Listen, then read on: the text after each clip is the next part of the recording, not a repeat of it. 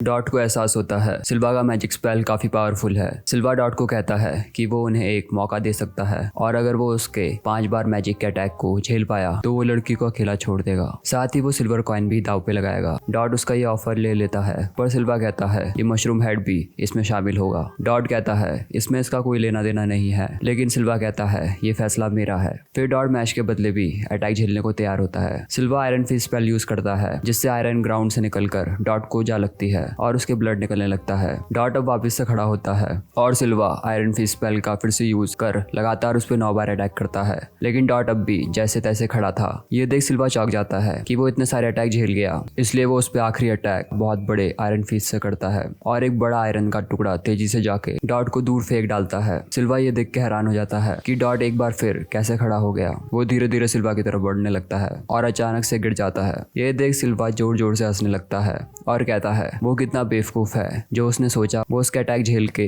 खड़ा रह सकता है। डॉट अब बुरी हालत में है। वो मैश को कहता है कि वो लड़की को लेकर यहाँ से भाग जाए और इतने में सिल्वा एक और बार आयरन फिस्ट से उस पर हमला करता है। डॉट एक बार फिर मशरूम हेड से विनती करता है कि वो लड़की को लेके यहाँ से निकल जाए। ये सुन लड़की कहती है वो कितना बेवकूफ है, वो उसके चार्म स्पेल के वश में है, पर उसने सोचा नहीं था कि डॉट उसके लिए इतना उतावला हो जाएगा। ये सुन डॉट के होश उड़ जाते हैं। सिल्वा कहता है वो सच में बहुत बड़ा गधा है जो इस गलत फहमी में जी रहा है कि वो मेन कैरेक्टर है। लड़की कहती है उसे डॉट जैसे लड़कों से सख्त नफरत है और सिल्वा काफी जोर जोर से उस पर हंसने लगता है। तभी अचानक से क्रीम पफ फूटते हुए सिल्वा के मुंह में घुस जाता है और मैश कहता है उन्होंने हद पार कर दी है। वो सिल्वा को चैलेंज करता है कि वो अपने स्पेल से उस पर 10 बार करके दिखाए। वहीं लैंस, लेमन और फिन 2 टाइप के मैजिक यूजर्स के बारे में बता रहा होता है। व्हाइट मेजेस जो कि माहिर होते हैं पढ़ाई में और मैजिक में, वहीं रेड मेजेस युद्ध में माहिर होते हैं। और मैश का सामना अभी तक व्हाइट मेजेस से हुआ है और 2 से भी ज्यादा निशान वाले रेड मेजेस मैश जितने या उससे कई ज्यादा ताकतवर हैं।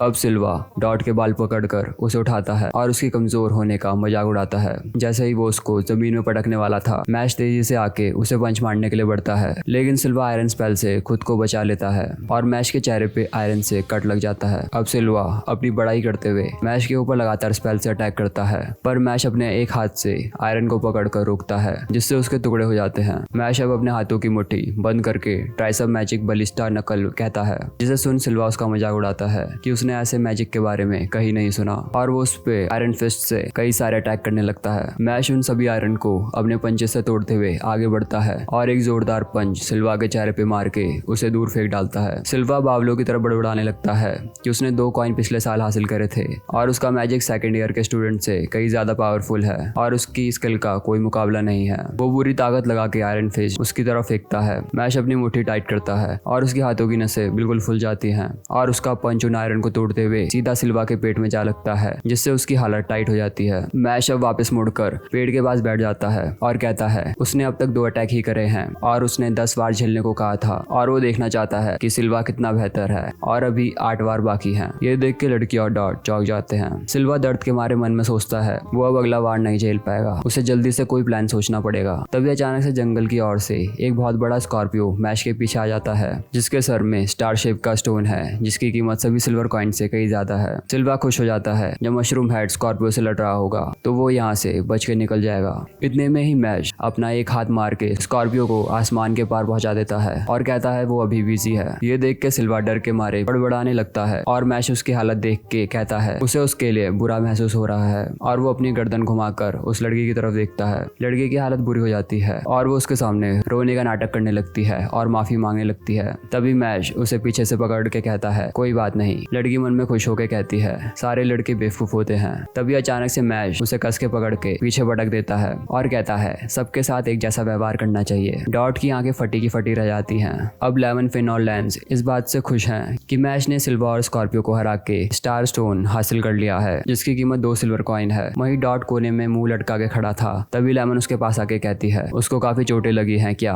वो ठीक है? और ये सुन के डॉट को प्यार का तीर आके लगता है और वो वापस से अजीब हरकतें करने लगता है। वो मशरूम हेड से माफी मांगता है और उसका मदद के लिए शुक्रिया भी करता है। मैश कहता है तुम इस तरह के तो हो नहीं, और ये सुन के डॉट चिल्लाते हुए कहता है वो उसे सच में मार डालेगा। वो शर्मिंदा है इसलिए गलती से ये शब्द उसके मुंह से निकल गए। अब लैंस उन्हें बताता है कि उसने कुछ समय पहले सुना है कि लैंग का टारगेट एडलर के कॉइन को चुराना है, इसलिए सिल्वा ने मैश के साथ पंगा लिया। लैंस डॉर्म खुद को काफी ऊपर समझता है, इसलिए वो हम जैसे लोगों को ब्यूरो ऑफ मैजिक में आने नहीं देना चाहता और अब कॉइन्स के लिए बड़ा युद्ध छड़ने वाला है। ये सुन मैश कहता है जब वो 12 साल का था तब वो इस तरह की कहानियां सोचा करता था। मैश लैन से पूछता है कि उसे अलग अलग डॉर्म के बारे में क्यों नहीं पता।